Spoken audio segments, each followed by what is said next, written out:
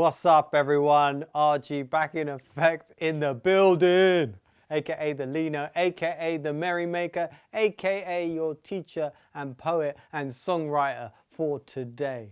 In today's session, we're talking about something I love to talk about. We're talking about our hands and all the things our hands do. Our hands might be the hands that dig a hole.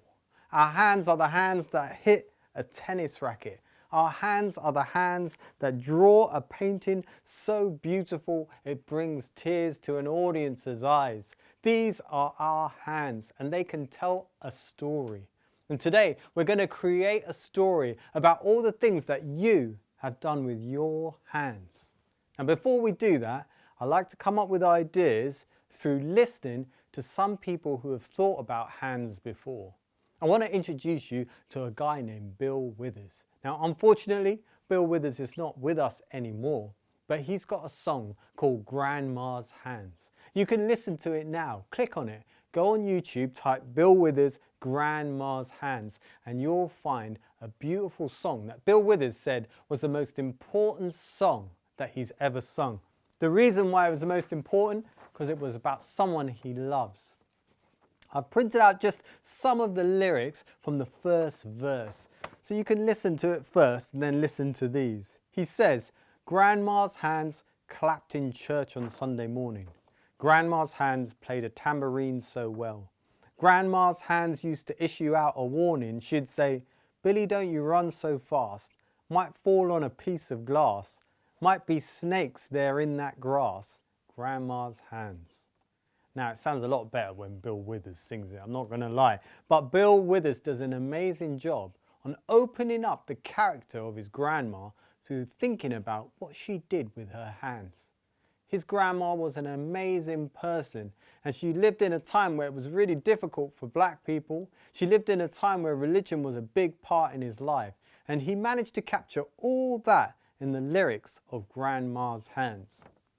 He's not the only person interested in hands. Let's take a trip across the pond, as they say, to the UK, where a poet named Michael Rosen is. And Michael Rosen wanted to write a poem dedicated to all the doctors and nurses in the NHS.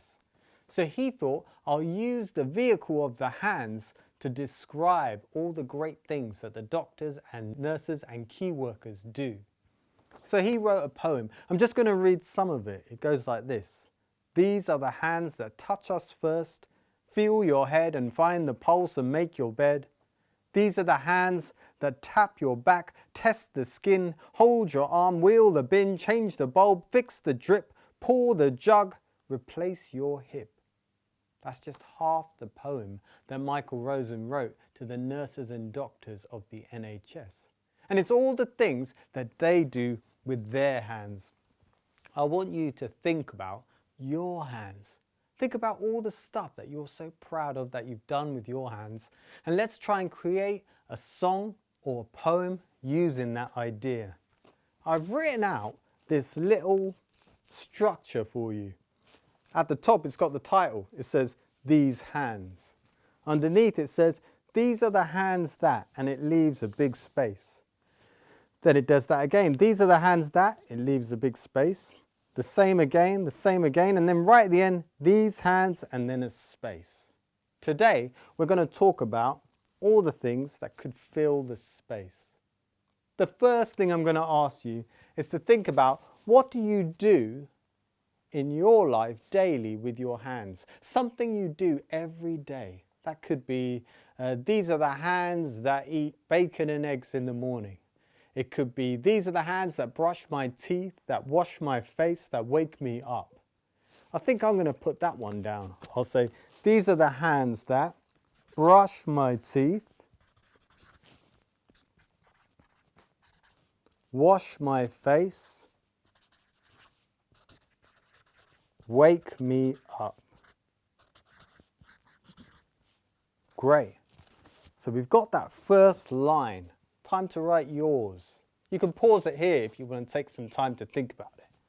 The next thing we're going to think about is something you've done with your hands that you're really proud of. For example, these are the hands that held up a trophy when I came best at 100 meters. I didn't come best at 100 meters. I'm just imagining. But you might have done that. Or you might say, these are the hands that cooked my mum's stew. Something that you're really proud of. I'm going to put, these are the hands that battled and wrote a poem a day, every day. You can take your time now by pausing this video to think about what's something you've done with your hands that you're very proud of. The next one we're going to think about is something you've done with your hands that has been really difficult. Something that's perhaps is a little bit deep inside and can be quite hurtful to talk about or to think about. But sometimes I like to put those in poems because it's a way of giving life to something quite sad, making something beautiful of something quite miserable. I'm going to talk about the time when I said goodbye to an uncle. So I'll say that. These are the hands that held my uncle as he passed away. These are the hands that held my uncle as he passed away. So take some time now to think about something you might have done with your hands that wasn't easy to do. Something that really it took a lot to do. It took your strength and it took your resilience. Write that down now. Finally, we're going to think about the future. What do you want to do with your hands in the future?